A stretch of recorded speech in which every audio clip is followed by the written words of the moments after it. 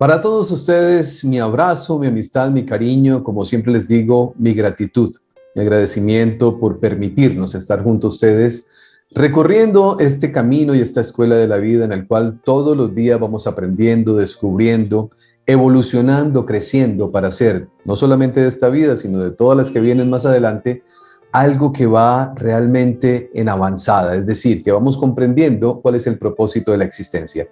Hoy tengo la fortuna de presentarles a todos ustedes a una persona maravillosa. Todo el tiempo que ustedes inviertan en ver y en escuchar con atención todo lo que ustedes van a compartir o que vamos a compartir con ustedes en esta entrevista, su alma se lo va a agradecer. Y lo digo literalmente de esa manera porque vamos a entender, vamos a comprender realmente la importancia que tiene el poder incorporar a nuestra vida nuevos conceptos que nos lleven a un nivel de crecimiento y de evolución espiritual. Mi invitado es el doctor Vicent Guillén.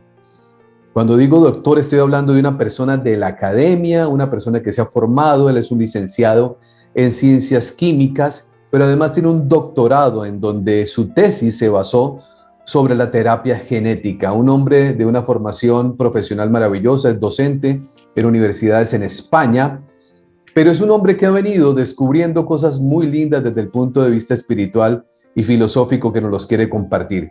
Hablar de la vida, del sentido de la vida, hablar de los encuentros cercanos a la muerte. Mucho contenido valioso ustedes van a encontrar en esta entrevista que les voy a presentar a partir de este momento. Doctor Vicent, bienvenido. Muchísimas gracias a usted por acompañarnos. Gracias por ese tiempo que nos dedica para compartir su aprendizaje, su experiencia y su conocimiento. Bienvenido. Pues gracias a ti, Cristian, es un placer que me hayáis invitado y un honor, y espero pues que a la gente le resulte interesante todo lo que vamos a comentar. Pues doctor Vicent, lo primero que le quiero preguntar, usted es un hombre de ciencia, usted es una persona que fue al mundo académico, hizo su licenciatura en ciencias químicas, tiene un doctorado, o sea, ¿cómo pasa de la ciencia a convertirse en un referente en los temas de espiritualidad y de filosofía? O sea, ¿sería que la evidencia de lo que usted ha venido encontrando lo llevó a una espiritualidad completamente diferente a la que normalmente conocemos? Bueno, yo diría que en mi caso no ha habido un salto de una visión totalmente, digamos, materialista de la vida, como es la que uno espera de un científico, a una visión espiritual, sino más bien ha ido de la mano, ¿no? Yo ya de joven, pues como mucha otra gente que ha sido educada en países católicos, pues conocía la visión de la Iglesia católica sobre la vida, que me era insatisfactoria. Luego, pues por los estudios, ¿no? Yo en ese momento estaba haciendo la carrera de química, pues también conocí pues, la visión científica de la vida. Más que científica, yo diría materialista, porque me he dado cuenta que la ciencia y la espiritualidad no están reñidas en realidad, pero bueno, más o menos te hacen ver que la ciencia solo tiene que creerse lo que se pueda medir con aparatos, ¿no? Entonces, esa visión tampoco me resultaba satisfactoria para responder a mis interrogantes, ¿no? Los que todos tenemos sobre la vida, de dónde venimos, a dónde vamos y cuál es el sentido de la vida. Y en ese estado de cosas, tendría yo ahí unos 20 y algo de años, pues tuve la oportunidad de conocer a la que hoy es mi mujer, Juana Moreno. En aquel momento, digamos que yo estaba pasando por algunas enfermedades que no eran muy graves, pero me resultaban dolorosas, y con los tratamientos que me estaban dando, pues no encontraba una solución, ¿no? Entonces alguien me dijo, mi hermana me dijo, hay una persona que atiende a la gente gratuitamente en mi pueblo. Yo vivo en Alcácer, que es un pueblo de Valencia, en España, y que atiende a la gente, pues eso, para sus problemas, dolores, lo que comúnmente se ha llamado curanderos, pero bueno, ella nunca ha utilizado esa acepción, ¿no? Y entonces yo pensé, bueno, como es gratis, pues no tengo nada que perder. Entonces acudí allí, entonces ella, le expliqué un poco lo que me pasaba, ella puso sus manos donde a mí me dolía, y entonces empecé a experimentar un gran alivio de esos dolores. Y yo no soy una persona que se sugestione fácilmente. Entonces dije, bueno, pues aquí hay algo, ¿no? Porque me está aliviando, ¿no? No sé lo que está haciendo, pero me está aliviando. Y luego ella me comentó que todos esos problemas que yo tenía a nivel físico eran consecuencia de problemas emocionales. Y además me dijo cuáles eran, ¿no? Y claro, aquello me impactó mucho porque era cierto lo que ella me decía, pero yo no se lo había contado a nadie. Entonces, mi pregunta fue, ¿cómo puede ser que tú sepas esto? Y entonces ella me dijo, es que a mí me ayudan. Yo le pregunté, ¿quién te ayuda? Y ella me dijo, los hermanos de luz, como ella llamaba pues a los espíritus que le asistían. Entonces, ella me propuso una serie de consejos, me dio una serie de consejos para resolver esos problemas que yo tenía, y yo los fui poniendo en práctica, me parecían muy razonables, y todas aquellas enfermedades empezaron a mitigarse y a desaparecer finalmente. Y claro, a mí eso que me comentó ella de que le ayudaban me dejó muy intrigado, ¿no? Entonces, pues todas las preguntas que yo tenía sobre la vida, pues se las pregunté a ella, a ver qué le decían esos hermanos, ¿no? Y entonces ahí es cuando empecé a encontrar yo respuestas satisfactorias a las preguntas sobre el sentido de la vida, ¿no? Y entonces pues ella también me recomendó algunas lecturas, y entre lo que ella me iba contando y las lecturas que iba yo leyendo, pues empecé a ver la vida de otra manera, empecé a encontrarle un sentido. Luego yo también fui teniendo mis propias experiencias de contacto con esos hermanos, y pues llegado a un determinado momento, pues digamos que la información que yo tenía me resultó vital para entender la vida y para saber vivirla, ¿no? Para intentar ser feliz, y pues sentí la necesidad de que pues, había que compartirlo, ¿no? Y ahí es cuando nace el empezar a hacer charlas, sobre todo primero de la relación entre las emociones y las enfermedades, y luego ya, pues cuando ya se publicaron los dos libros, las leyes espirituales y la ley del amor, pues también hacer difusión del contenido de esos dos libros. Y ese es un poco el inicio de la historia. Oh, maravilloso. Doctor Vincent, en medio de todo ese descubrimiento, porque si hay algo que tengo muy claro, porque los resultados, como vemos nosotros que el mundo se encuentra, pues todavía no hemos entendido cuál es el propósito de estar en este plano humano. Vivimos en conflicto, en pelea. Cuando se le dice a una persona que puede llegar a ser feliz, la felicidad, ese concepto como que no cabe en la mente de la inmensa mayoría de las personas. ¿Qué ha descubierto usted? ¿Qué ha venido aprendiendo? ¿Qué ha venido comprendiendo? ¿Cómo podemos nosotros llegar a encontrarle sentido a la vida y poder poco a poco alcanzar esa felicidad de la cual todos anhelamos y soñamos, pero que pocas personas llegan a sentirla? Bueno, pues digamos que para mí todos nosotros venimos a la vida a lo mismo, a intentar desarrollar la capacidad de amar a través de las pruebas de la vida, las que cada uno elige, ¿no? Yo soy de la opinión que todos somos de la misma naturaleza, somos espíritus inmortales, que somos creados ignorantes, pero con la potencialidad de aprenderlo todo. Y que esos espíritus, o sea, nosotros, para aprender necesitamos venir al mundo tantas veces como sea necesario. Es decir, yo soy creyente en la reencarnación, pienso que cada vida es como un curso en el que cada persona pues, se planea una serie de asignaturas, una serie de pruebas que están pensadas para ayudarnos a desarrollar la capacidad de amar. Cuando termina esa vida, si hemos superado esas pruebas y hemos aumentado nuestra capacidad de amar, pues en próximas vidas vendremos a afrontar pruebas más avanzadas. Y si no las superamos, pues vendremos a repetir las mismas pruebas, ¿no? Así que vida tras vida, el espíritu va aprendiendo un poquito más sobre el amor y va deshaciéndose un poco de su egoísmo. Yo soy de la opinión de que las personas, digamos que el proceso de evolución gira en torno a desarrollar la capacidad de amar y eliminar el egoísmo, y que esas dos cosas van de la mano, ¿no? Entonces, soy de la opinión que la vida física, que la mayoría de gente piensa que es lo único que existe, no es ni el principio ni el final de la vida. O sea, es un capítulo más. Nacemos a este mundo para vivir una nueva vida y lo que pasa en esta vida está relacionado con lo que ha pasado en las vidas anteriores. El hecho de que nosotros no recordemos el pasado es lo que hace que sintamos esa sensación de pues que a veces el destino es fatal para nosotros porque aparecen situaciones pues muy dramáticas y dolorosas que no logramos sabemos de dónde vienen. Claro, no logramos comprender y entonces nos sentimos como si estuviéramos cargados de cosas malas, por ponerlo en algún término, pero no entendemos que es la continuación de lo que hemos venido viviendo.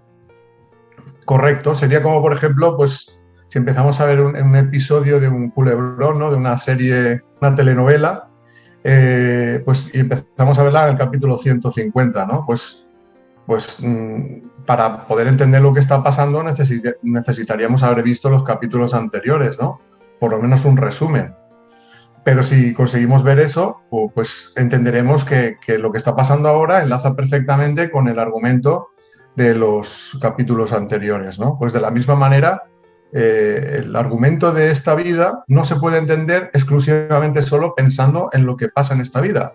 Necesitaríamos conocer lo que ha pasado en vidas anteriores y entonces entenderíamos que el argumento de esta vida está enlazado con el argumento de las vidas anteriores. Eso quiere decir que, por ejemplo, la decisión de encarnar en un determinado lugar del mundo, en una determinada familia, en unas determinadas condiciones, eso no es una cuestión de azar, es una cuestión elegida por nosotros mismos antes de nacer. O sea, nosotros sabemos que vamos a encarnar en esa familia, nuestros padres eligen que nosotros seamos sus hijos y nosotros elegimos ser los hijos de esos padres. Y el propósito de todo eso es que nos ayudemos mutuamente en ese proceso de evolución espiritual. Lo que pasa es que, lamentablemente, luego el olvido del pasado y, digamos, el dejar llevarnos por pues, las cosas que vamos aprendiendo en este mundo y muchas veces por el propio egoísmo, hace que olvidemos ese propósito y, como tenemos libre albedrío, pues que cada uno haga lo que quiera hacer, sea esto positivo o negativo. Pero el propósito siempre es el de venir a mejorarnos como personas y a través del desarrollo de la capacidad de amar, ser cada vez más felices. Aquí podríamos decir, doctor Vincent, que todos los problemas que los seres humanos vivimos en este plano existencial son simplemente oportunidades de crecimiento y de evolución, pero no los entendemos bien. No entendemos realmente el propósito de lo que estamos viviendo. Por un lado es eso que tú dices, oportunidades de crecimiento, y por otro, consecuencia de nuestros actos. Si nosotros actuamos egoístamente, vamos a generar circunstancias de sufrimiento. Tal vez para los demás al principio, pero luego para nosotros mismos, porque hay una ley espiritual, que es la ley de justicia espiritual, que básicamente al final dice que se cosecha lo que se siembra, cosa que ya dijo Jesús en su momento y que no ha sido totalmente entendido, porque no se puede entender si no admitimos la creencia en la multiplicidad de vidas. Si solo admitimos una vida, al final nos damos cuenta de que no parece que se cumpla esa ley, ¿no? Porque hay gente que siembra muy mal, hace mucho daño y se va de rositas, ¿no? Porque gente poderosa, por ejemplo, que como tienen ese poder, pues nunca pagan por los malos actos, ¿no? O gente que es muy buena persona y parece que todo le vaya mal en la vida, ¿no? Hasta el punto pues, de que consideramos que la vida es injusta con esa persona, porque por mucho que se esfuerzan a hacer el bien, parece que todo le salga mal, ¿no? Y entonces a lo mejor el problema es que estamos viendo solo una parte de la historia. Puede ser que estamos viendo primero en una vida una mala siembra y en vidas posteriores una mala cosecha. Entonces, por eso es necesario entender que existen múltiples vidas para poder llegar a entender ese mensaje de Jesús de que se cosecha lo que se siembra. Doctor Vincent, una persona que nos está viendo en este momento, que escucha estos conceptos, seguramente se puede preguntar, ¿qué tendría que hacer para poder empezar a evolucionar? ¿Qué es lo primero que tiene que comprender? ¿Cuáles son los primeros pasos que tiene que dar para poder entrar a comprender este concepto? Porque para muchas personas, doctor Vincent, no es fácil cuando dicen, es que yo elegí a mi papá, o sea que yo elegí el problema que estoy viviendo, o sea que yo estoy pagando algo que hice en la vida pasada y por eso estoy enfermo, o alguien me robó. O sea, cómo poder nosotros entrar, o esa persona que se está preguntando esto, en ese camino para ir asimilando de mejor manera estos conceptos? Sí, bueno, yo creo que hay dos facetas importantes. La primera es el llegar a convencerse de que la única explicación a la realidad que nosotros vemos, a cómo es la vida y cómo funcionan las cosas, es admitir la idea de que somos espíritus inmortales y que vivimos múltiples vidas. Si no se acepta esto, es imposible llegar a explicar cosas como por qué unas personas nacen en un lugar donde se pasa hambre o donde hay guerra y otras personas nacen en un lugar, digamos, de bienestar y de paz y en una familia que los va a querer, ¿no? Porque si el principio de la vida fuera este, para esos dos seres llegaríamos a la conclusión de que es injusta, ¿no? Porque parece que favorece a unos y perjudica a otros, ¿no? Entonces, el primer paso es admitir que no es así, el principio de la vida no es el nacimiento, que sí que es verdad que todos somos creados iguales, como principios espirituales ignorantes, pero con la potencialidad de aprenderlo todo y que venimos al mundo a aprender, ¿no? O sea, que somos seres y que no hay un final. Espirituales viviendo experiencias humanas, como lo han dicho los filósofos durante toda la vida. Correcto. Ese es el primer punto, ¿no? Y cuando tú ya sabes que eres inmortal y que la vida física es solo una etapa, entender que el propósito de la vida es venir a mejorarnos, desarrollar la capacidad de amar y eliminar el egoísmo. Y entonces ahora ya viene, cuando uno ya, si llega a interiorizar esto, ya viene el trabajo personal de mejora. ¿Cómo se empieza ese trabajo? Pues mirándose a uno mismo y reconociéndose a uno mismo. Es decir, qué virtudes tengo, qué defectos tengo. Voy a intentar mirar esos defectos y voy a intentar ir poco a poco mejorándolos y desarrollando las virtudes. Por ejemplo, si una persona es una persona que es agresiva, pues la agresividad es algo que es un defecto que causa dolor y daño a los demás y a uno mismo, ¿no? Entonces, el propósito de la mejora espiritual es reconocer que una persona tiene ese problema de la agresividad y el siguiente paso es intentar mejorarlo. Intentar mejorarlo es, sé que tengo esto, sé que se me va a despertar la agresividad, pero no voy a permitir dejarme llevar por ella y perjudicar a los demás. O sea, cambiar la actitud. O sea, ahora voy a cambiar esta actitud negativa, aunque me nazca, digamos, el impulso de la agresividad, voy a intentar no dejarme llevar por él. Y claro, eso ya implica un trabajo, un esfuerzo, porque difícilmente esto va a ocurrir de la noche a la mañana. O sea, habrá brotes de agresividad y a la persona unas veces los controlará mejor y otras veces lo controlará peor. En el caso de que no lo controle y haya vuelto a actuar de esa manera, reconocer que se ha equivocado, pedir perdón a quien le haya causado daño y reparar el daño que haya causado. Y así sucesivamente con todo, o sea, con todas las facetas de la vida, ¿no? Siempre en nuestra vida va a haber situaciones donde se va a despertar nuestro defecto y a lo mejor se va a despertar con las personas más allegadas. Padres, madres, hermanos, pareja. Muchas veces en los propios miembros de la familia hay espíritus que son adversarios de otras vidas y que han nacido en esa misma familia para intentar limar esas diferencias.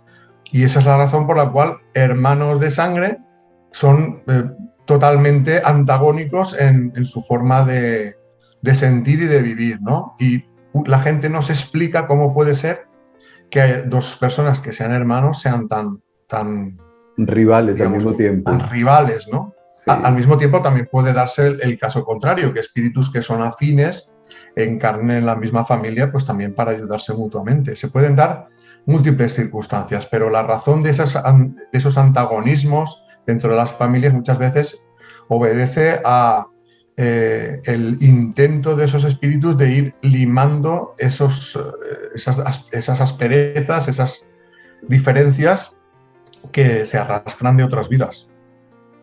Doctor Vincent, estaba mirando parte de sus investigaciones que son maravillosas, porque hay mucha información de la cual nosotros podemos aprender. Una de esas investigaciones que para mí ha sido fantástica verla, cómo usted la va llevando en los videos que he visto suyos en YouTube, es sobre las experiencias cercanas a la muerte. Y usted coloca de referencia a todas las investigaciones que se han venido haciendo a lo largo de muchos años, investigadores y médicos como Raymond Moody, como tantos que hay, que usted los nombra en esas investigaciones. ¿Qué ha venido descubriendo a través del tiempo en todo eso que usted ha venido investigando en relación a los encuentros cercanos a la muerte? Porque eso nos lleva a entender el primer punto que usted decía, que quiénes somos nosotros. Si nosotros no entendemos que somos seres espirituales, pues no hemos entendido nada. Y eso está directamente relacionado con esa investigación de los encuentros cercanos a la muerte. Sí, digamos que yo suelo empezar mis charlas precisamente planteando este tipo de preguntas, ¿no? De dónde venimos, a dónde vamos, cuál es el sentido de la vida y si hay algo más allá de la muerte, ¿no? Entonces, como considero que existen evidencias de que la muerte física no es el final de la vida, evidencias de tipo científico, pues como científico, digamos que lo que he intentado es recopilar toda la información Yo personalmente no me he dedicado en mi trabajo. Yo durante mucho tiempo he estado trabajando en un laboratorio en genética del cáncer y mis publicaciones científicas son en ese área, ¿no? En genética del cáncer. Y digamos que el estudio de las experiencias cercanas a la muerte más bien ha sido un estudio de recopilación de datos de otros autores, ¿no?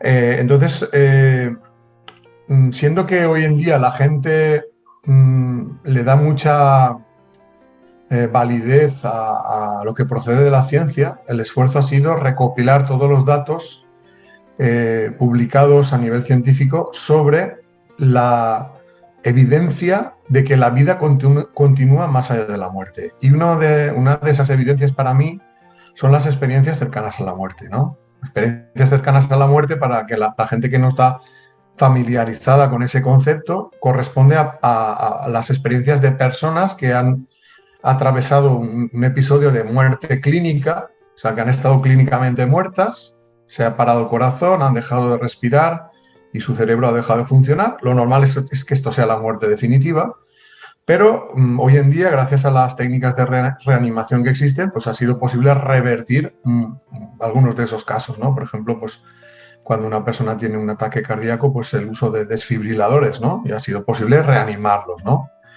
Entonces resulta que esas personas reanimadas y que han estado durante un periodo de tiempo en muerte clínica están contando vivencias que han ocurrido en ese periodo en el que su cuerpo estaba muerto.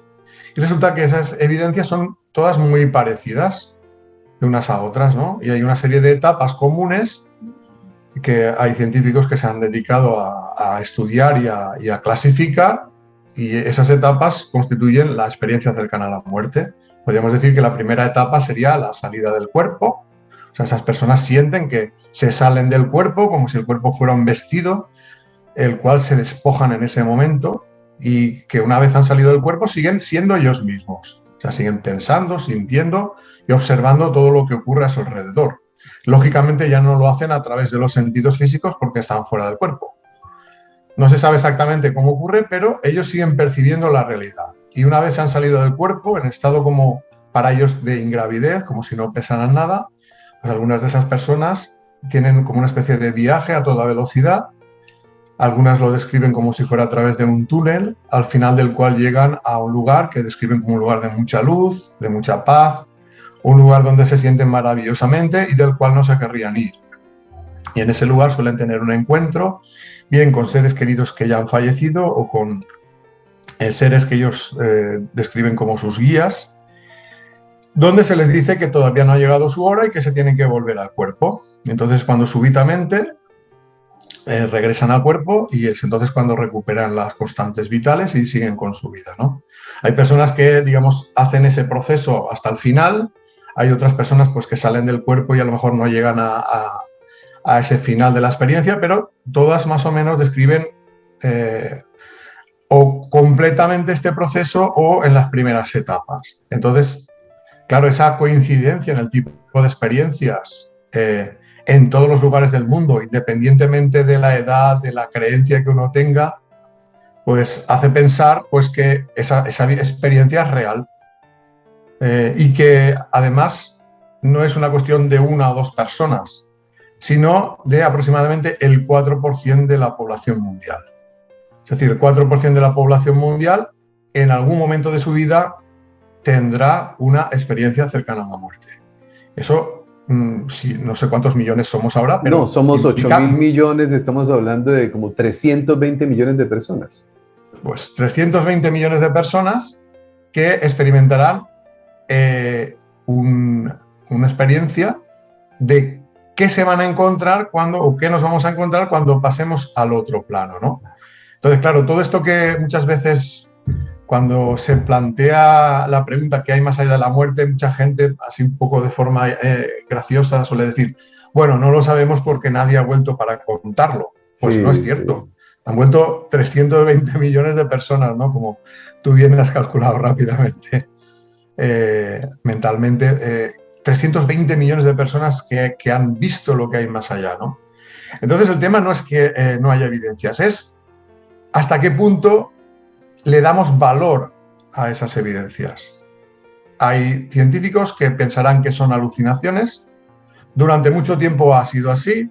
Simplemente pues, se ha hablado de alucinaciones, de efectos de alteraciones del sistema nervioso por ese estado de falta de oxígeno, pero qué casualidad que todas las experiencias sean tan del similares. Mismo estilo, ¿no? Sí, tan Entonces, similares. Claro, esto ha hecho que muchos científicos hayan pensado que esa explicación de la alucinación es una explicación muy poco consistente, ¿no? Entonces se han dedicado a estudiar de forma sistemática las experiencias cercanas a la muerte, como lo harían pues, un estudio científico de cualquier otro área, ¿no? Recogiendo datos, analizándolos de forma objetiva, sin establecer ningún tipo de conclusión antes de empezar el estudio, y todos esos científicos están llegando a esa misma conclusión, primero que la experiencia cercana a la muerte no es ninguna alucinación, es real, totalmente real, que no influye ni el miedo a la muerte, ni la creencia que tengas, ni ninguna otra cosa como el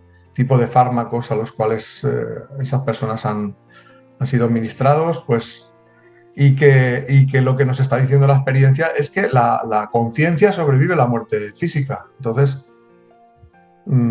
hay muchos artículos sobre ellos. Yo en las charlas pues menciono pues, diferentes autores. Tú ya has mencionado a Raymond Moody, que quizás es el pionero.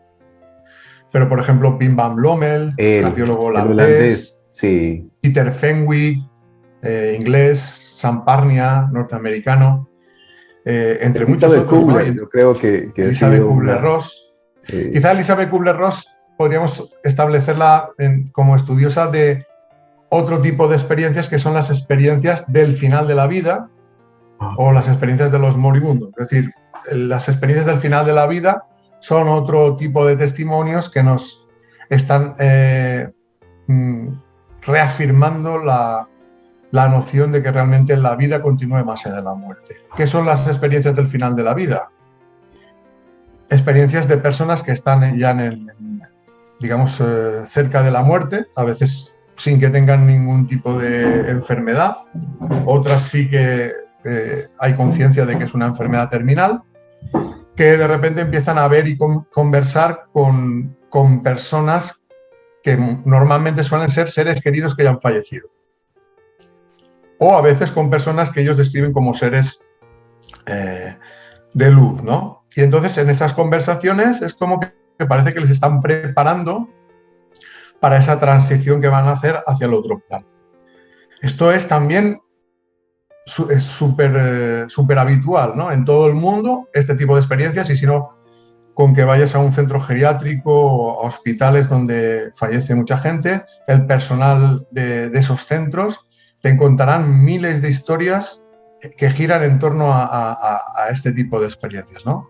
Y científicos como Elizabeth Kubler-Ross, por el hecho de trabajar con enfermos moribundos y preguntarles el tipo de experiencias que estaban viviendo, se dio cuenta de que estas experiencias son bastante habituales, las estudió de forma concienzuda, y otros investigadores como Peter Fenwick también, que también ha estudiado experiencias cercanas a la muerte, pues se han dado cuenta pues, que esto es una preparación.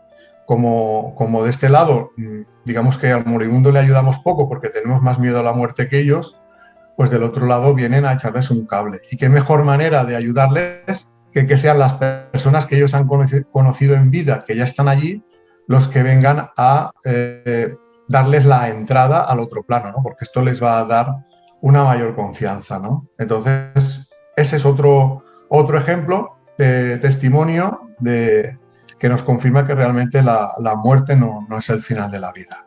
Y luego tendríamos todavía más testimonios, por ejemplo, el de las personas que afirman haber contactado con seres que ya han fallecido. Este es otro campo de experiencias que mucha gente ha tenido, pero que la mayoría pues nunca se han atrevido a hablar en público pues por el temor al que dirán, ¿no? A que piensen que están trastornados psicológicamente, ¿no? Pero también hay investigadores que se han dedicado al estudio de ese posible contacto con personas moribundas. En la Universidad de Arizona, ahora recuerdo un tipo de experimentos que se hicieron. El experimento básicamente consistía, buscaron a estudiantes que habían tenido la pérdida reciente de seres queridos y les pidieron que dieran información detallada de esos familiares. Y luego buscaron a una serie de personas que eran conocidas como mediums, como sí. personas sensibles a poder contactar con seres ya fallecidos, y les pidieron a ver si era posible contactar con esos familiares de los estudiantes y que ellos hablaran de sí mismos. Y luego contrastaron la información obtenida de los estudiantes con la obtenida de los medios. Entonces el grado de concordancia entre las informaciones era enorme, más del 90 y pico %. Entonces la explicación que estos investigadores dan es que realmente se ha producido ese contacto y que el contacto es real, ¿no? Entonces, aparte de estas personas que parecen tener una sensibilidad especial, la mayoría de gente, cuando tiene la pérdida de un ser querido cercano, bien a través de sueños muy vívidos o bien a apariciones a pie de cama, en ese estado de duerme-vela, que no estamos ni despiertos ni durmiendo, tienen comunicación con la persona que ha fallecido, que básicamente viene a decirles que ellos siguen vivos, que están bien, que no debemos sufrir por ellos, que lo que tenemos que hacer es continuar con nuestra vida e intentar ser lo más felices posible hasta el momento en que nos volvamos a reunir, que será cuando nosotros pasemos al otro lado, ¿no? Entonces, es otro tipo de experiencias que nos hablan de la continuidad de la vida después de la muerte. Y luego hay otro tipo de experiencias que nos hablan de la vida antes de la vida, que son las experiencias de recuerdos de vidas anteriores. Esto estudiado también por científicos como Ian Stevenson, de la Universidad de Virginia en Estados Unidos, o Jim Tucker, también de la misma universidad. Lo que estos investigadores hicieron fue estudiar los casos de niños pequeños, estaríamos hablando de niños de 3, 4 años, que sin que nadie les diga nada, empiezan a decir que han vivido otras vidas, dando detalles sobre quiénes fueron, dónde vivieron y cómo murieron en esa vida anterior. Claro. Entonces, claro, ellos lo que intentaron fue, cuando tenían un caso de niños así, pues recoger toda la información que esos niños dan e intentar buscar si realmente ha habido en la vida de alguien que ya ha fallecido una coincidencia con ese tipo de recuerdos, ¿no? Entonces, y tratar de verificar la información, verificarla. Correcto. Entonces, en ese trabajo de investigación reúnen una base de datos de más de 2.500 casos, donde ellos confirman que realmente esos recuerdos de esos niños pequeños se corresponden con las vivencias de una persona que ya había fallecido antes de que ellos nacieran, ¿no? Esos son, digamos, recuerdos espontáneos de otras vidas. Luego tenemos los recuerdos a través de hipnosis regresiva, ¿no? También ha habido investigadores de hipnosis regresiva que, sin tener ellos ninguna idea previa respecto a la creencia en la reencarnación, muchos de ellos ni siquiera contemplaban esa posibilidad, empezaron a encontrarse pacientes que en estado de hipnosis contaban experiencias que parecían haber ocurrido en otras vidas, ¿no? sin que hubiera una pretensión siquiera de ahondar en ello, ¿no? Claro. Sobre todo eran casos de personas que tenían algún tipo de trauma o alguna especie de fobia, ¿no? Como el caso del doctor Juan José López, que es un investigador en este tema. Correcto, de Murcia, amigo también. Sí, ha estado con nosotros aquí también en el canal en varias ocasiones y ha sido maravilloso escucharlo porque lo que usted dice, doctor Vincent, la investigación, haciendo su terapia, se empieza a encontrar con algo que no comprende, empieza la investigación y se da cuenta que hay algo ahí realmente maravilloso y es entender que venimos o continuamos de una vida que no recordamos, yo diría que por fortuna no recordamos. Sí, a veces esta es una de las preguntas clave, ¿no? Si hemos vivido otras vidas, ¿por qué no las recordamos, no? Porque si lo recordáramos, pues es como decir, bueno, entonces ya habría una conciencia de que somos seres inmortales y que hay múltiples vidas, ¿no? Pues hay un motivo por el cual no hay un recuerdo de las otras vidas, ¿no? Uno de ellos tiene que ver con el tema del libre albedrío, ¿no? El que seamos totalmente libres para decidir, ¿no? Bueno, voy para allá, doctor Vincent. Perdón que lo interrumpa porque quería hablar de ese tema. Y con esta explicación que usted nos acaba de dar, queda claro, y yo creo que la inmensa mayoría que han estado conectados con nosotros en el canal, tienen claro que somos seres espirituales, que estamos viviendo unas experiencias humanas. Se nos olvida, vivimos esa vida y no tenemos conciencia. Pensamos que las únicas leyes que nosotros tenemos que cumplir son las humanas, entonces tenemos los códigos penales, los códigos civiles, los códigos de todo tipo de los códigos para regir el comportamiento de la humanidad. Pero no hemos entendido que si somos seres espirituales tenemos leyes espirituales. Y usted tiene un libro maravilloso que la gente lo puede leer porque usted lo escribió para compartirlo con el mundo entero de manera gratuita para que el que quiera leerlo lo lea, que precisamente se llama Las 4 leyes espirituales, que creería yo que entendiendo estas leyes, doctor Vincent, podemos empezar a construir la vida que realmente estamos llamados a alcanzar. ¿Cuáles son esas 4 leyes espirituales? Sí, primero decir que el título del libro es Las leyes espirituales. Las leyes espirituales. Que son 4, okay, pero sí, no, sí. El 4 no va en el Yo fue que cuando lo leí copié el 4, sí, las leyes espirituales, correcto. Sí, entonces hay que intentar entender que las leyes espirituales no es como un código penal que te obliga al estricto cumplimiento y si no, pues vas a la cárcel o se te castiga, sino es una especie de leyes como las de la naturaleza, ¿no? O sea, las leyes de la naturaleza operan aunque tú no te des cuenta de que existen, ¿no? Entonces es simplemente entender que estas leyes existen y que todos estamos sometidos de forma natural al ejercicio de esas leyes, ¿no? Y que si uno quiere entender que el propósito de la evolución es desarrollar la capacidad de amar y de esta manera ser cada vez más feliz, estas leyes lo que te ayudan es a hacer de manera consciente ese trabajo, que muchas veces ocurre un poco de forma inconsciente a través del ensayo y error, ¿no? O sea, el ser humano muchas veces, sobre todo al principio cuando está poco evolucionado, va aprendiendo a través de tropezar muchas veces con la misma piedra, ¿no? Hasta que al final toma conciencia de por aquí no es el camino, ¿no? Porque esto genera sufrimiento. Si uno llega a ser consciente de que existen unas leyes que rigen el funcionamiento del universo, ya puedes hacer ese proceso de evolución de una manera consciente sin ir a ciegas, por decirlo de alguna manera, sin tener que caerte en todos los precipicios para saber que ahí hay un precipicio. Digamos que lo que te permite es ver el precipicio antes de caer en él, ¿no? Entonces, básicamente, esas 4 leyes son la ley de la evolución, la ley del libre albedrío, la ley de la justicia espiritual y la ley del amor. Básicamente, si quieres, hablamos un poquito de Claro que sí, cada por favor. una de ellas. Claro que sí. Bueno, pues básicamente la ley de la evolución lo que dice es que el destino de todos nosotros, espíritus, es ir evolucionando en el sentido de lo que he comentado antes, de ir desarrollando cada vez todas nuestras capacidades, partiendo, digamos, de la ignorancia completa, pero teniendo la potencialidad de aprenderlo todo, ¿no? Seríamos como semillas espirituales que a raíz de ir ligándose a las formas de vida del mundo material van desarrollándose, ¿no? ¿En qué nos desarrollamos? Pues en general nos desarrollamos en inteligencia, sabiduría, capacidad de amar, o sea, todo lo que normalmente nosotros consideramos facultades que el niño desarrolla para convertirse en adulto, pero de una manera todavía más extensa de lo que nosotros pensamos, y teniendo especial preponderancia el desarrollo de la capacidad de amar.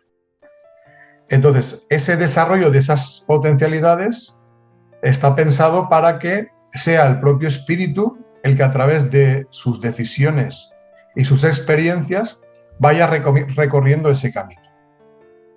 Nos vamos a ir ligando las formas de vida del mundo material desde las más simples a las más complejas para ir poco a poco desarrollándonos. Es decir, pasaremos por una fase en el mundo vegetal, incluso en el reino mineral, que todavía no existe vida biológica, aunque ya existen energías, en el reino vegetal, en el reino animal, desde las especies más sencillas a las más evolucionadas, hasta alcanzar la fase humana de la evolución en la que estamos ahora.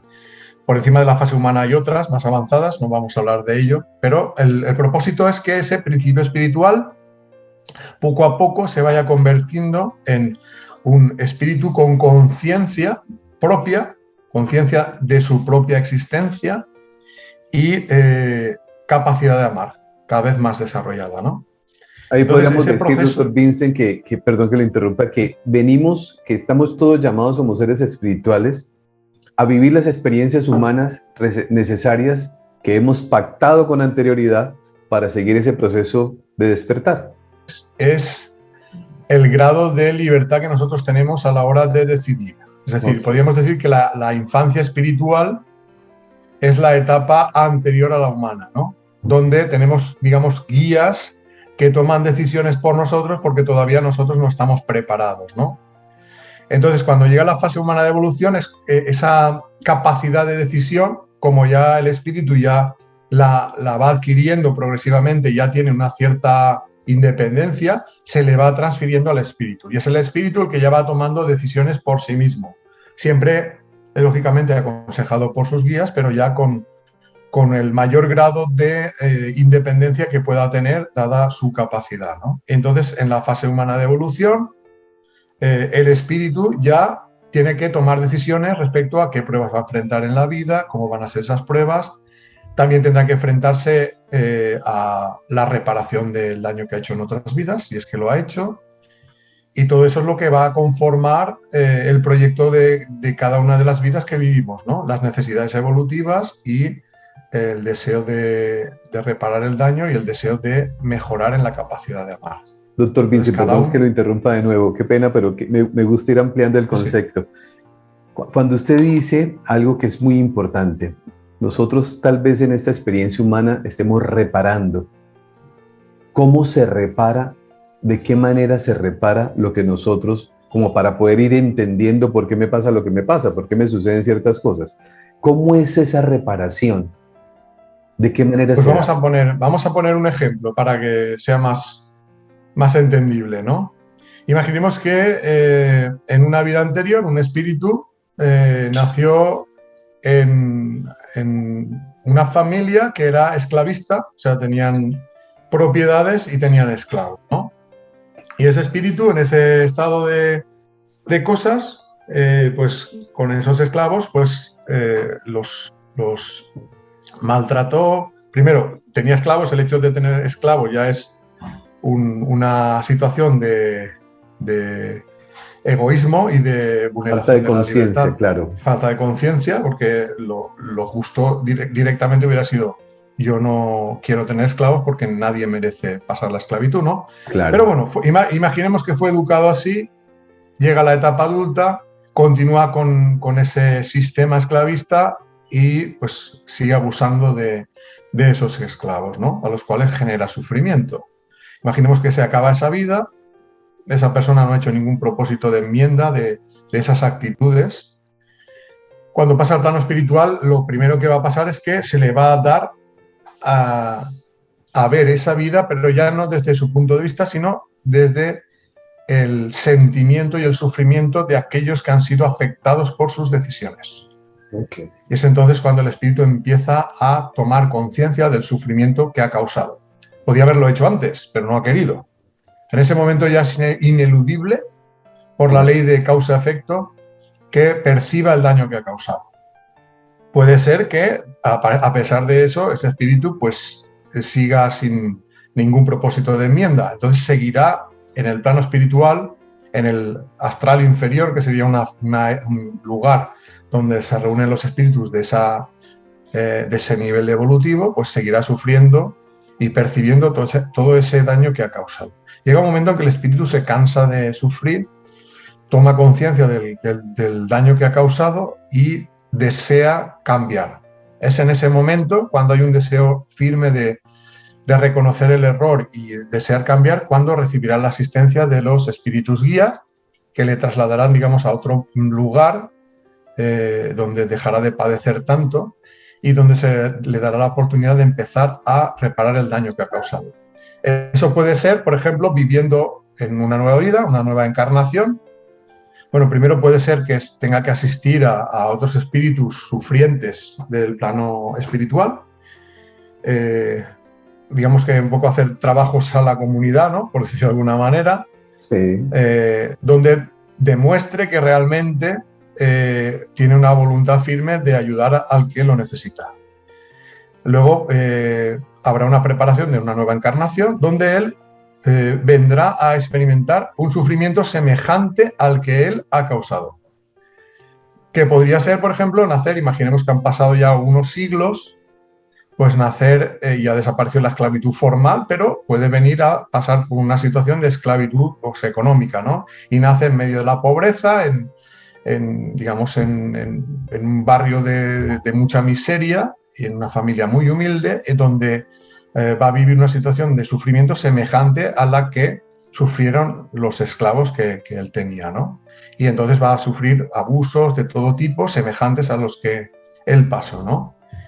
Esto le ayudará a seguir sensibilizándose con ese tipo de sufrimiento, de manera que cuando termine esa vida, donde seguramente habrá vivido una vida bastante miserable y con pocas alegrías, vendrá la reparación.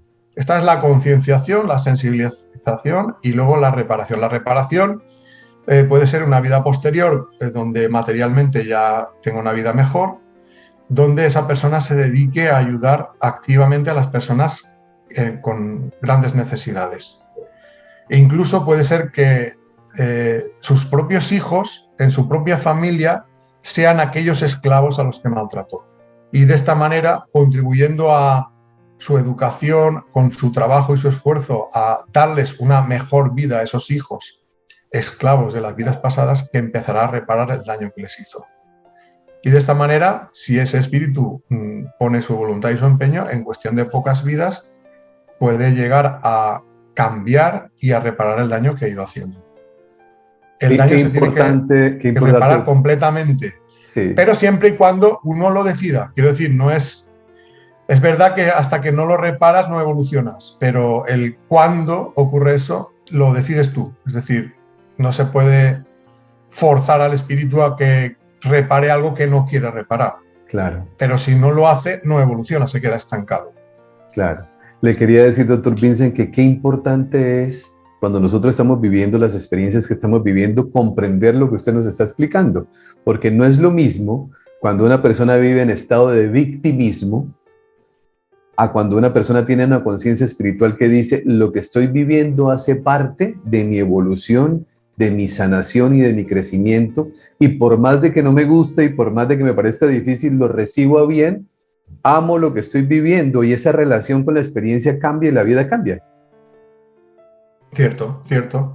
De hecho, a veces, no sé si a ti te habrá pasado, pero a veces vemos que personas que viven en unas condiciones de, digamos, de mucha humildad y mucha pobreza, las ves con una entereza y que saben incluso disfrutar de las pequeñas cosas positivas que tienen en la vida, y luego te encuentras a personas que lo tienen todo y que se ahogan en un vaso de agua y que con cualquier pequeña adversidad de la Problemas, vida, situación, parece que sí. se hunden, ¿no? Entonces, ¿por qué ocurre eso? Pues ahí está la preparación del espíritu también.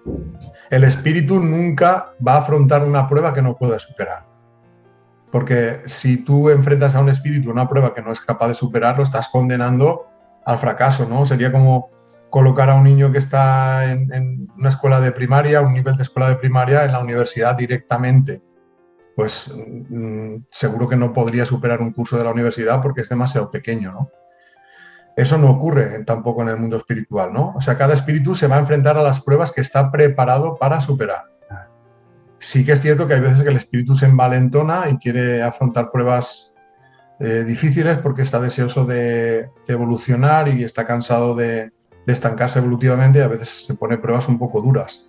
Pero las pruebas que afrontamos en la vida son pruebas que están en nuestro nivel de alcance, o sea que podemos superarlas y las decidimos nosotros antes de nacer, aunque no nos acordemos. Claro. Lo digo por el tema este que comentabas, ¿no? De cómo las personas a veces ante las pruebas de la vida se acobardan o piensan por qué me ha tocado vivir esto a mí, ¿no? Eso muchas veces por el olvido del pasado, ¿no? Pero si esa prueba está ahí es porque uno la ha elegido y lo que mejor puede hacer es intentar afrontarla con valentía, sabiendo que si la Sí, supera habrá una recompensa, que es la evolución, ¿no? El que sí, mejorarán como personas, que es lo único, al fin y al cabo es lo único que nos llevamos de este mundo, claro. Y le sumo lo que hayas un mejor. poco a lo que nos está explicando, y es que cuando entendemos que nosotros hemos sido los que hemos elegido las experiencias que vamos a vivir, los enemigos desaparecen.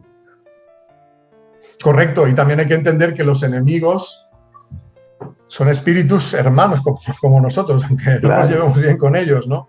Y que tenemos que intentar hacer lo posible para que si hay algo en nosotros que está impidiendo una buena relación, pues que lo podamos cambiar nosotros y así a lo mejor favorecemos una mejor relación con el otro. Es verdad que si dos no quieren, pues no puede haber una reconciliación. Pero por lo menos lo sabremos llevar con más entereza y no desearemos el mal a nuestros enemigos, sino simplemente pues que intentaremos pues desearles lo mejor posible, intentar no perjudicarles, aunque ellos sientan el deseo de perjudicarnos a nosotros. ok. Vamos a la segunda ley. Doctor Vince, la ley del libre albedrío. Elegimos todas las experiencias, pero en el plano humano también podemos elegir. Tanto elegimos antes como ahora que podemos hacerlo. Correcto. Básicamente lo que tú has dicho, ¿no? El ser humano tiene la libertad de evolucionar. O sea, puede decidir si quiere o no quiere evolucionar, no está obligado a hacerlo. Y el hecho de que encarne olvidando el pasado de otras vidas está pensado para que experimente la libertad en su máxima expresión, es decir, para que no esté condicionado ni por los recuerdos de las otras vidas, ni por el recuerdo de la realidad del plano espiritual a la hora de decidir libremente, ¿no?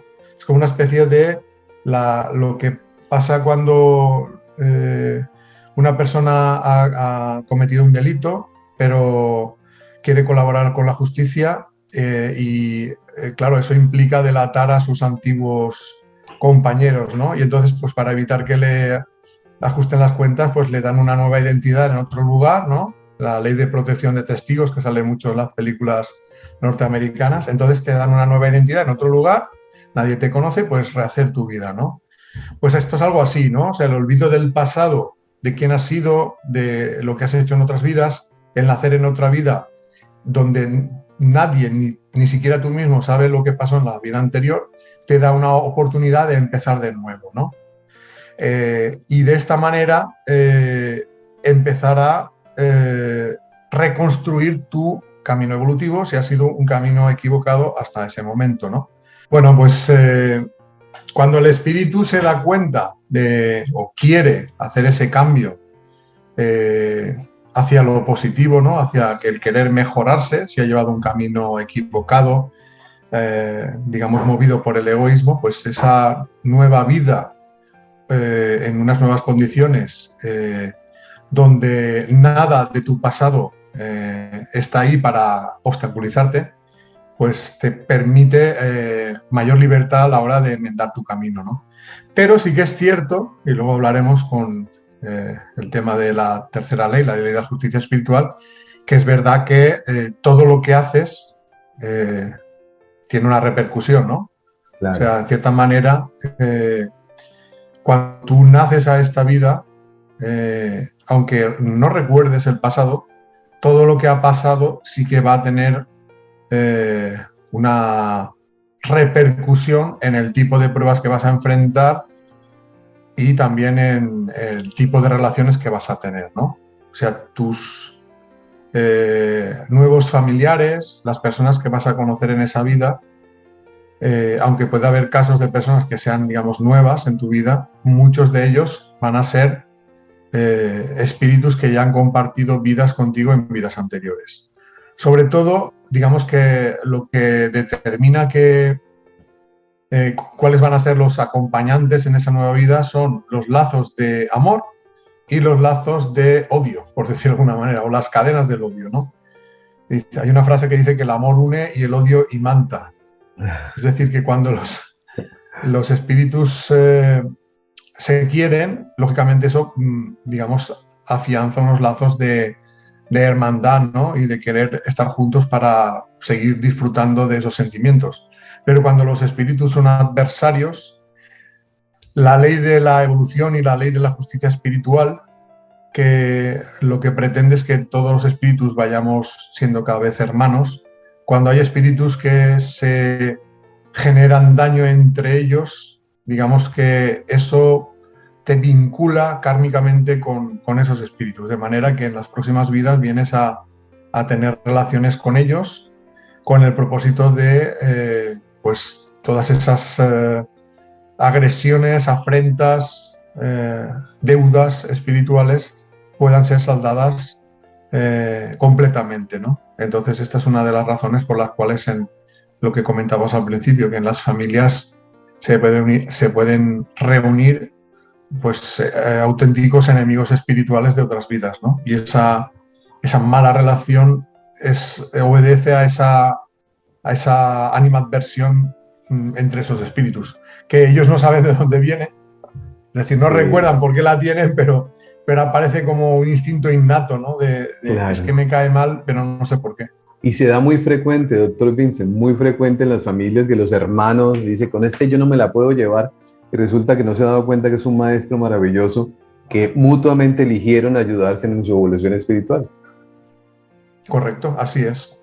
El olvido y el desconocimiento de la realidad espiritual es lo que hace que pues muchas veces no le encontremos una razón, ¿no? Y desearíamos pues no haber encarnado en esa situación ni con esos acompañantes, ¿no?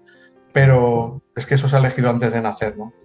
Es decir, que existe un libre albedrío en el que en el plano espiritual, donde se toman decisiones que van a tener efecto en la vida física, y luego sigue habiendo libre albedrío en la vida física una vez estás encarnado, pues para saber o para decidir qué camino quieres tomar, porque no estás obligado a tomar el camino, digamos, que tú querrías tomar cuando estabas en el plano espiritual, ¿no? Que es el camino, digamos, el que te aconsejan tus guías, ¿no? Luego tú, pues, tienes tu libre albedrío, te puedes dejar llevar por la parte positiva, pero también por tu parte egoísta, y entonces puedes elegir otro camino, ¿no? Claro. Lo que nosotros normalmente consideramos que es una fatalidad del destino y donde creemos que no existe libre albedrío, por ejemplo, pues el nacer en una determinada familia con unos determinados padres y hermanos, o que tu vida sea de mucho o pocos años, o que, digamos, termine de una manera trágica o con una enfermedad congénita de inicio, o diferentes situaciones, digamos, que parecen determinadas antes de que tú nacieras, no dejan de ser situaciones o decisiones tomadas por ti mismo antes de nacer. O sea, que sigue siendo tu libre albedrío. Lo que pasa es que el olvido de que tú tomaste esas decisiones, que tienen una repercusión en la vida actual, pues hace que tú pienses que es cosa del destino y que tú no has intervenido en esa decisión, ¿no? De vivir esa situación. Pero si recordáramos el pasado y tuviéramos recuerdo del momento en el que tomamos esas decisiones, nos daríamos cuenta que sigues siendo tú con tu libre albedrío el que tomas esas decisiones, aunque luego en vida la mayoría de gente se arrepiente, ¿no? Claro, no comprende lo que está viviendo y al no comprenderlo, pues como es la característica, doctor Vincent, de la inmensa mayoría de los seres humanos, buscando afuera la respuesta que ya lo acompaña, ¿no? Correcto, correcto. Es algo, a ver, yo lo entiendo, ¿no? Porque es como que aquí cuando estás en este mundo parece que lo que te haría falta para entenderlo no parece que te lo enseñe nadie, ¿no? Claro. Parece que lo tengas que descubrir tú mismo, pues, a través de una búsqueda personal, ¿no? Por eso creo que es muy importante, ¿no? Que el hecho de escribir los libros fue pensando un poco en la gente que todavía no ha encontrado un porqué, una explicación Claro. al porqué de su vida, pues que tenga por lo menos un consejo de alguien que ha hecho una búsqueda, que ha encontrado Claro. unas respuestas y que tal vez eso le pueda servir también a ellos, igual que me ha servido a mí. Y es muy curioso, doctor Vincent, que la inmensa mayoría de personas, no todas, empiezan a buscar respuestas luego de un dolor muy profundo.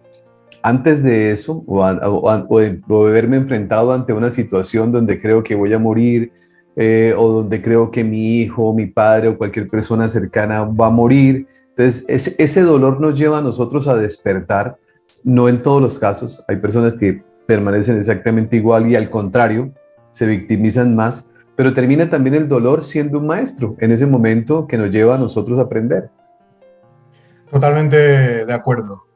Lamentablemente el ser humano, su aprendizaje, teniendo la oportunidad de aprender por comprensión, la mayoría de veces aprende por dolor, ¿no? O sea, por vivir situaciones extremas donde o busca una respuesta, digamos, de su interior o no consigue superar esa situación tan dolorosa, ¿no? Como tú comentabas, suele ser la muerte de seres queridos, sobre todo jóvenes, pérdida de hijos, de pareja, de hermanos, y cuando vienen enfermedades graves que te ponen al borde de la muerte, ¿no? Cuando uno se plantea, no puede ser que todo se acabe aquí, porque si todo se acaba aquí, nada tiene sentido, ¿no? Claro. Entonces, yo conozco muchos casos de personas, digamos, que han dado un cambio muy positivo espiritualmente a raíz de ese tipo de situaciones de pérdida de hijos pequeños, de pérdida de seres muy queridos, parejas, jóvenes, y que es cierto que eso les ha sido muy duro, pero también muchas veces ellos reconocen que si no hubiera sido de esa manera, Claro. hubieran pasado por esta vida sin tomar conciencia de a qué venimos, ¿no? Como tú dices, si Claro. todo te va bien en la vida, ganas mucho dinero, tienes una vida cómoda, pues nadie se acuerda de lo espiritual, ¿no? Totalmente. Entonces es triste, ¿no? Es triste que sea así, ¿no? Porque esas vidas, desde el punto de vista espiritual, a lo mejor han sido cómodas, pero son inútiles, ¿no? Si no avanzas nada en los sentimientos, es una vida, desde el punto de vista espiritual, y no tiene fruto, ¿no? Es una vida estéril. Desaprovechada, sí. Doctor Vincent, la tercera ley, que es una ley que pues a mí me llamó mucho la atención y yo creo que todos debemos estar muy atentos con lo que usted nos va a compartir. La ley de la justicia espiritual. Porque he escuchado, seguramente usted, pues yo soy de formación católica, pues de colegio, mis padres eran católicos, y uno escuchaba cuando alguien decía, es que si en el último instante usted se arrepiente de todo lo que ha hecho, todos sus pecados serán sanados, ¿no? En otras palabras, no tendrá que responder por nada. Pero la ley de justicia espiritual, ¿qué nos enseña, doctor Vincent? Sí, pero primero nos enseña que en el mundo espiritual no hay castigos ni condenas eternas, porque eso sería un castigo desproporcionado, por decirlo de alguna manera. Segundo, que tampoco hay, por decir, exenciones de deudas, ¿no? O sea, ese arrepentimiento a última hora, que puede estar muy bien, no te exime de reparar el daño que has hecho. completamente. Claro, lógicamente, si tienes una única vida, pues no da tiempo a reparar nada, ¿no? O sea, tienes que admitir que esa reparación tendrá que venir en lo sucesivo que vayas a vivir a partir del momento en que te mueras, porque si la vida se ha acabado, lógicamente no te da tiempo, ¿no? Entonces está bien hacer ese tipo de reflexiones, pero que nadie piense que con eso va a ser suficiente, ¿no? También hay una cosa importante, que es que el mundo espiritual no desea castigar a nadie. La pretensión ni de Dios ni de los espíritus guías es hacer sufrir a nadie, ¿no? La pretensión es siempre que el espíritu avance, sea cada vez más amoroso y menos egoísta, y ni sufra ni haga sufrir. Pero sí que es cierto que como hay una ley del libre albedrío, pues no te pueden obligar a ser bueno, ¿no? Tienes que ser tú el que tome esa decisión. Entonces, lo que ha pensado el mundo espiritual para que el espíritu evolucione por sus propios medios es una ley que es la ley de causa-efecto, que también existe en la ciencia, que todo efecto está causado por algo, o sea que no hay efecto sin causa. Y en este caso, que según sea lo que haces, será lo que recibes, ¿no? O sea, más o menos viene a decir que lo que haces a los demás en realidad te lo estás haciendo a ti mismo. Y aunque eso no suceda de forma inmediata, o sea, no es que hoy haces blanco y mañana recibes blanco, o haces negro y mañana recibes negro.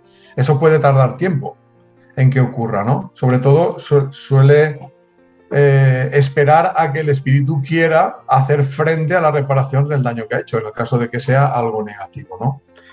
Entonces, esa demora entre la siembra y la cosecha es lo que hace que la mayoría de personas piensen pues que nunca van a hacer frente a sus actos, ¿no? Como que pueden hacer cosas negativas y dañar a los demás, que eso no les va a repercutir en nada, ¿no? Lo que dice la ley de la justicia espiritual es que sí que te repercute. En el momento en que tú estás haciendo algo, estás activando esa misma respuesta hacia ti mismo y que en algún momento te llegará. Entonces, claro, eso, si desconoces esa ley, o sea, la diferencia entre desconocer esa ley y conocerla es la conciencia de las consecuencias de tus actos. O sea, si conoces esa ley, sabes que tarde o temprano, si actúas haciendo el bien, vas a recibir el bien, aunque inmediatamente no te venga ese bien. Claro. Y a la inversa, que si actúas haciendo daño, tarde o temprano ese daño se volverá contra ti, aunque no sea de manera inmediata. Le escuché una frase maravillosa, doctor Vincent, suya, que decía: la siembra es libre, pero la cosecha obligatoria. Así es, así es. Ahí está el resumen de las dos leyes, la ley del libre albedrío y la ley de la justicia espiritual. Por la ley del libre albedrío, la siembra es libre. Por la ley de la justicia espiritual, la cosecha es obligatoria.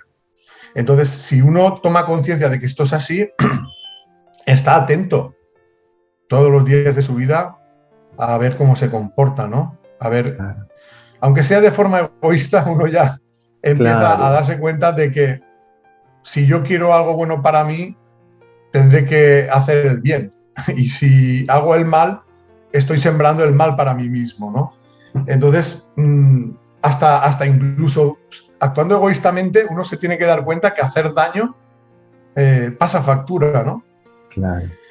Pero bueno, la idea no es esa, por eso hay una demora, ¿no? La idea no es que tú hagas el bien porque te sientas obligado, porque temes las consecuencias de tus actos, ¿no? La idea es que lo hagas porque realmente lo deseas, lo sientes y te hace feliz, ¿no? Hacer el bien. Y por eso hay una demora entre la siembra y la cosecha, ¿no? Para que la evolución no sea forzosa, sino que sea libre. Y sea consciente. Correcto. Y que sea porque tú realmente lo decides, no porque te sientas forzado por el temor al castigo, ¿no? Pero todo esto nos lleva, doctor Vincent, que creo que ese es el orden maravilloso que usted le ha colocado a sus leyes espirituales en su libro, nos lleva a la ley del amor, que creo que la ley del amor es la que nos lleva a nosotros a recorrer lo otro de una manera mucho más consciente o consciente. Efectivamente, al final es la ley más importante, la que dice que en realidad todo el universo se armoniza por la fuerza del amor, o sea, por la unión entre los espíritus, porque son los espíritus más amorosos los que por su voluntad y por su capacidad van ayudando a los que son menos a recorrer ese camino. ¿Por qué es tan importante la ley del amor? Porque es la fuerza dinamizadora del universo, ¿no? Podríamos decir que el amor es lo que hace que el universo funcione tan bien como funciona, ¿no? Podríamos decir que los espíritus más avanzados, que son los que rigen el funcionamiento del universo, la pretensión de ellos es que cada espíritu recorra ese proceso de evolución hacia mayores cotas de sabiduría y de amor. Entonces está todo armonizado de manera que los más avanzados van ayudando a los menos avanzados. Es como una cadena de favores donde los espíritus que tienen más capacidad ayudan a los que tienen menos y así sucesivamente, ¿no? Entonces está todo engranado de tal manera para que el proceso de evolución pueda abarcar a todos los espíritus de la creación y que haya un proceso de ayuda mutua, de manera que con la ayuda de unos a otros todos los espíritus van evolucionando, van siendo cada vez más amorosos y más sabios. Si hay una tarea... Si no, todo sería un caos. O sea, si no existiera el amor en el universo no existiría, ¿no? Sería un completo caos. Claro, y ahí donde viene una de las tareas más grandes que nosotros tenemos y es la aceptación por el otro, el amor incondicional, que yo creo que pareciera que esa simple misión fuera tan sencilla, ¿no? Pero todo el día estamos señalando en conflicto, peleando, discutiendo, comparándonos, compitiendo. Hasta que no hagamos esa conciencia de la ley del amor, yo creo que ningún paso realmente empieza a tener sentido. Totalmente cierto. Y aunque parezca mentira, aunque ese mensaje está permanentemente recordado por diferentes seres, uno de ellos creo que el más avanzado que ha encarnado en la tierra, Jesús, ¿no? No se cansó de decir siempre lo de amaros los unos a los otros, ama a tu enemigo, ama al prójimo. Parece que no hemos tomado conciencia, ¿no? de lo importante que es eso. Y es porque creo que han pasado dos cosas, ¿no? Primero, que ese mensaje se ha mezclado y se ha adulterado con cosas que no eran ciertas. Y segundo, que se le ha dado más importancia a esas cosas que no eran ciertas que a la más importante, que era la de amaros los unos a los otros, ¿no? Como tú lo decías, ¿no? A mí me han dicho que si en el último momento yo me confieso ante el sacerdote y me arrepiento de todo, ya no necesito ser buena persona ni amar a nadie durante la anterior etapa de mi vida, ¿no? Porque total, con este atajo, ¿no? Me evito ese trabajo, ¿no? Claro. Entonces, claro, o como al decir, no, es que si te salvas si sigues todos los sacramentos de la iglesia, si cumples todos los rituales, pues si haces eso, es como que no te necesitas ser buena persona. Y dices, hombre, pero a ver, lo importante es ser buena persona, el resto de cosas son añadidos que se han incluido ahí y que no sirven de nada. Que ni siquiera es una cosa que repito mucho, ¿no? Muchas veces las personas creen que su futuro en el mundo espiritual será mejor cuando más muestras de fervor den de su fe en el mundo material, ¿no? O sea, se declaren creyentes, que digan muchas veces que creo en Jesús, que creo en Dios, que muchas alabanzas, pero luego en el día a día son personas que no cultivan el amor, son intolerantes, atacan a los que no creen lo mismo que ellos, y entonces yo me pregunto, ¿y dónde está el amor en eso? Tú dices que crees en Jesús. Jesús dijo que tienes que amar al prójimo, a tu enemigo. Sin embargo, cualquier persona que no piense igual que tú le deseas la condenación eterna, es un hereje, al fuego con él, es el diablo, y bueno, entonces poco hemos entendido el mensaje de Jesús, ¿no?